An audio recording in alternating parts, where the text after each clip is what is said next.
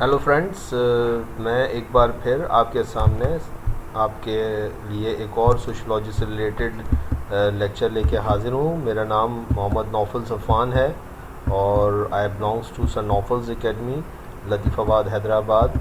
Subscribe कर दीजिएगा, like कर दीजिएगा, बेल आइकन को प्रेस कर दीजिएगा अगर आप मुझे सपोर्ट करना चाहते हैं। बिना देर किए थोड़ा सा यूनिलीनियर एवोल्यूशन को भी समझ लेते हैं। स्टिल करके इस पूरी स्लाइड को आप पढ़ लीजिएगा। मैं आपको ऐसे ही बता दूं, यूनिलीनियर एवोल्यूशन और मल्टी लीनियर एवोल्यूशन के अंदर क्या फ़र्क है वही बताता हूँ। यूनिलीनियर एवोल्यूशन में तमाम दुनिया की सोसाइटीज़ एक ही तरह के स्टेजेस से गुजरेंगी, यानी कि जो स्टेजेस होंगे ना, वो स्टेजेस सबके यूनिलीनियर एवोल्यूशन के जो मानने वाले हैं वो कहते हैं एक ही तरह के स्टेजेस से गुजरेंगे। जैसे लेट सपोज के ऑगस्ट कॉम्ट में जो है वो 3 स्टेजेस बताए कि थियोलॉजिकल स्टेज होगा, फिर जो है वो मेटाफिजिकल स्टेज होगा, और मेटाफिजिकल स्टेज के बाद जो है पॉजिटिव स्टेज होगा। तो उसने कहा कि भाई ये सारी दुनिया जो है वो इसी 3 स्टेजेस से गुजरी।